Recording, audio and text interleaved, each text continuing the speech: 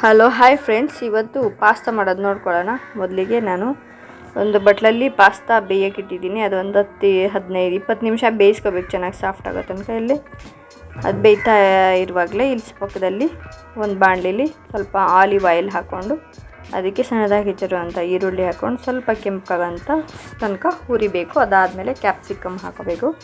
3 ಥರನೂ ಹಾಕಿದ್ದೀನಿ ನಾನು. ಕ್ಯಾಪ್ಸಿಕಮ್ಮು, ರೆಡ್ಡು, ಯೆಲ್ಲೋ, ಗ್ರೀನು ಹಾಕೋಬೋದು. ಇಲ್ಲಿ ಸ್ವಲ್ಪ ಶುಂಠಿ ಬೆಳ್ಳುಳ್ಳಿ ಪೇಸ್ಟನ್ನು ಹಾಕೋಬೋದು. ನಾನಿಲ್ಲಿ ಹಾಕಿಲ್ಲ. ಟೇಸ್ಟಿಗೆ ನಾನಿಲ್ಲಿ ತೋರಿಸ್ತಾ ಇರೋವಂಥ ಸಾಸ್ ನೋಡಿ, ಪಾಸ್ತಾ ಸಾಸ್ ಅಂತಲೇ ಸಿಗುತ್ತೆ, ಅದನ್ನು ಹಾಕೋಬೋದು. ಇದು ಆಲಿವ್ಸು ಕಪ್ಪು ಕಾಣಿಸ್ತಾ ಇದೆ, ದ್ರಾಕ್ಷಿ ಥರ ಇರುತ್ತೆ. ಅದನ್ನು ಒಂದು 4-5 ಕಟ್ ಮಾಡಿ ಹಾಕ್ಬೋದು. ಇಲ್ಲಿ ಚಿಲ್ಲಿ ಫ್ಲೇಕ್ಸು ಮತ್ತು ಹರ್ಬ್ಸು ಅಂತ ಸಿಗುತ್ತೆ, ಅದನ್ನು ಹಾಕೋಬೋದು. ಅದು ಹಾಕೋದ್ರಿಂದ ಟೇಸ್ಟು ತುಂಬ ಚೆನ್ನಾಗಿರುತ್ತೆ. ನೀವು ಮಾಡ್ಕೊಂಡು ತಿನ್ನಿ.